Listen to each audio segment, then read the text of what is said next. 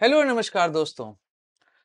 अगर महाराष्ट्र में बीजेपी को जीत मिली और ऐसी जीत मिली जिसके विषय में हर कोई चर्चा कर रहा है, पर इसके बीच में झारखंड में कुछ ऐसा हुआ जो उसके राज्य बनने के बाद से अभी तक नहीं हुआ। वहां पे एक सरकार की वापसी हुई। झारखंड 2000 में बना, आज उस राज्य को बने हुए 24 साल हो गए, लेकिन अभी तक वहां पर किसी भी मुख्यमंत्री ने सत्ता में वापसी नहीं की थी। लेकिन हेमंत सोरेन ने इस प्रथा को तोड़ दिया और वह लगातार दूसरी बार झारखंड में मुख्यमंत्री बनने जा रहे हैं। उस दौर में उन्होंने चुनाव जीता जहां पर बीजेपी धन बल हर चीज का प्रयोग करके चुनाव जीत रही है। यहां तक कि नैरेटिव भी भाजपा ही सेट कर रही है। इस दौर की राजनीति में हेमंत सोरेन ने भाजपा को वहां पे पटखनी दी और सत्ता में वापसी करी। आखिर ऐसा क्या हुआ जिस वजह से हेमंत सोरेन झारखंड की सत्ता में वापसी करते हुए दिखे? एक तरफ भारत में कांग्रेस के लिए माहौल होने के बावजूद कांग्रेस चुनाव हार रही है और वहीं पर हेमंत सोरेन के लिए सत्ता का रास्ता आसान नहीं था। फिर भी वह लौट कर आए और यहां पर ध्यान रखिएगा, कांग्रेस का योगदान नगण्य है। जो सीट कांग्रेस यहां पर जीत कर आई है झारखंड में, वह हेमंत सोरेन की वजह से जीत कर आई है। कांग्रेस का खुद का योगदान यहां पर कुछ भी नहीं रहा है। इसलिए आज के वीडियो में हम चर्चा करेंगे सिर्फ हेमंत सोरेन के बारे में। नमस्कार दोस्तों, मैं हूं सुधांशु। आप देख रहे हैं द स्वदेश।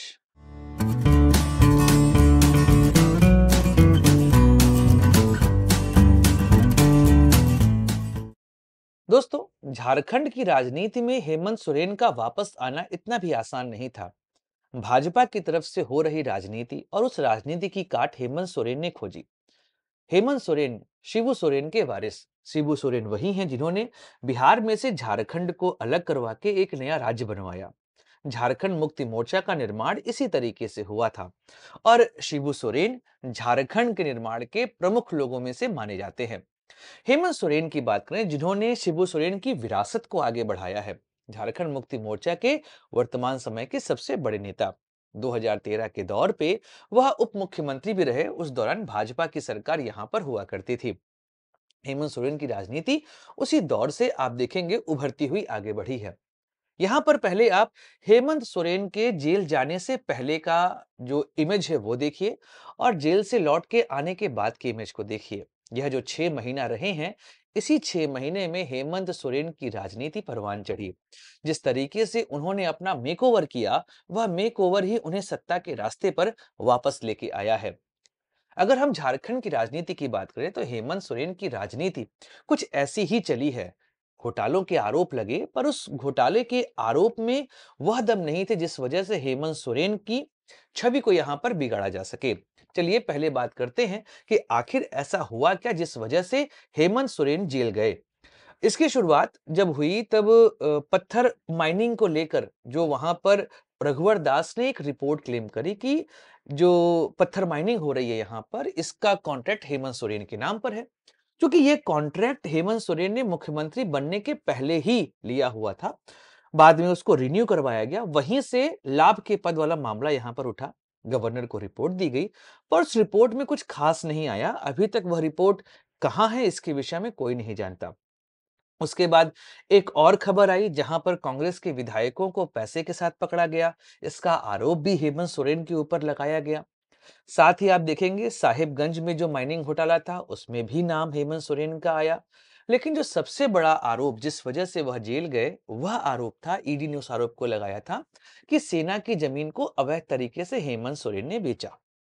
अब यहां से हेमंत सोरेन ईडी की रडार में आए। 31 जनवरी 2024 को वह जेल गए और इस दौरान उन्होंने चंपई सोरेन को बना दिया वहां का मुख्यमंत्री। वापस लौटकर आते हैं लोकसभा चुनाव के बाद।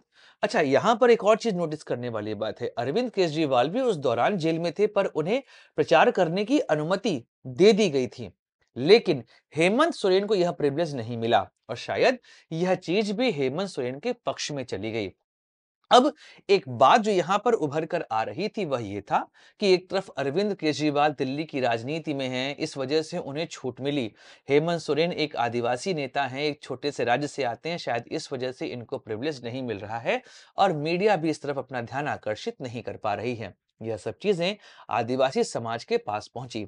कि शिबू सोरेन, जिन्होंने झारखंड को बनाने में महत्वपूर्ण भूमिका निभाई, उनके बेटे को यहाँ पर सरकार, कार्यपालिका, न्यायपालिका सभी परेशान कर रहे हैं।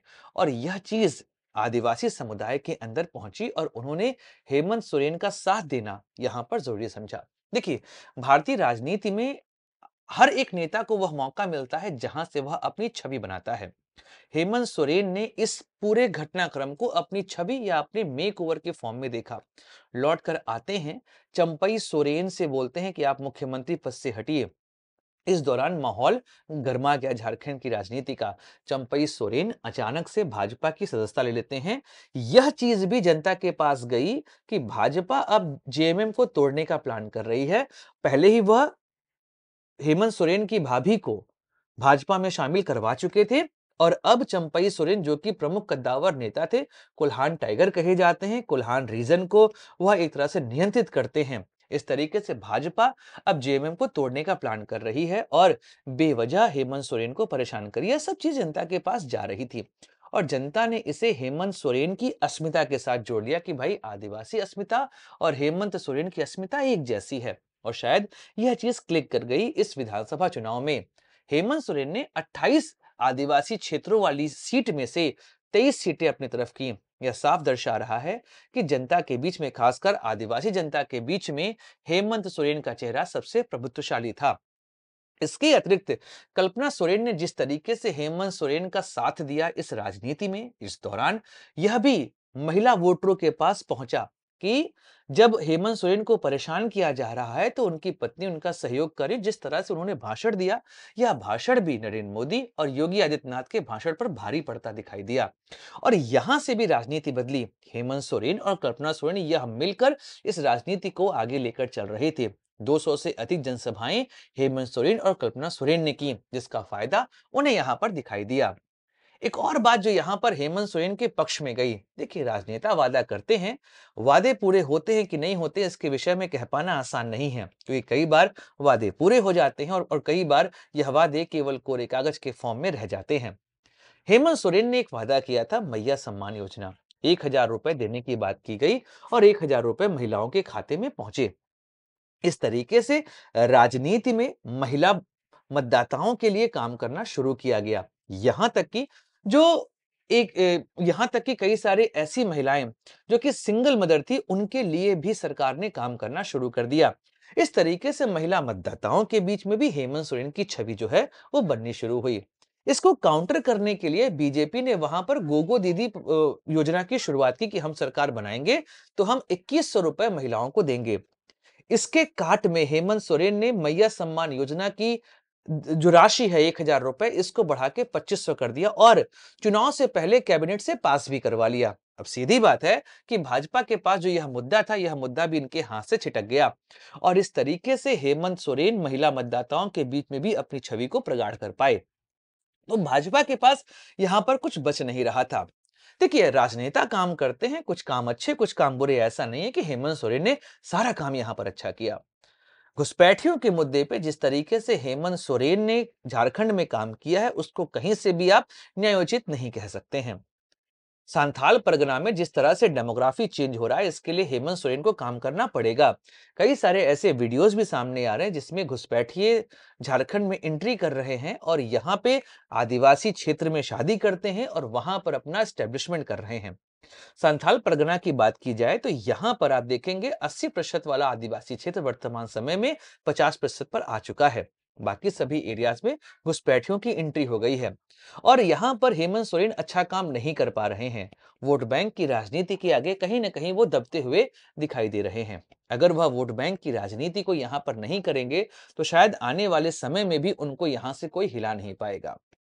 यहाँ पर हेमंत सोरेन को घुसपैठिए के मुद्दे पर प्रमुखता से कार्य करना पड़ेगा, वरना इस चुनाव में हो सकता है रोटी बेटी माटी का मुद्दा ना चला हो, लेकिन 2029 में होने वाले चुनाव में रोटी बेटी माटी का मुद्दा चलेगा, क्योंकि सांथाल परगना, इसके अलावा धनबाद का एरिया, पाकुड़, साहिबगंज या कुछ ऐसे क्षेत्र हैं जहां पर घुसपैठियों का मुद्दा प्रमुख है और यह मुद्दा 2029 के चुनाव में हेमंत सोरेन पर भारी पड़ जाएगा। तो डेमोग्राफी चेंज को लेकर हेमंत सोरेन को काम करना पड़ेगा। लेकिन वर्तमान राजनीति में देखें तो हेमंत सोरेन ने अपनी गलतियों से सीखा है।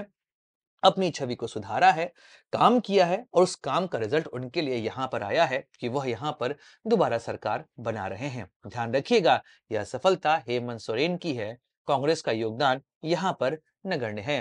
दोस्तों, वीडियो समाप्त करते हैं, मिलेंगे अगले वीडियो में।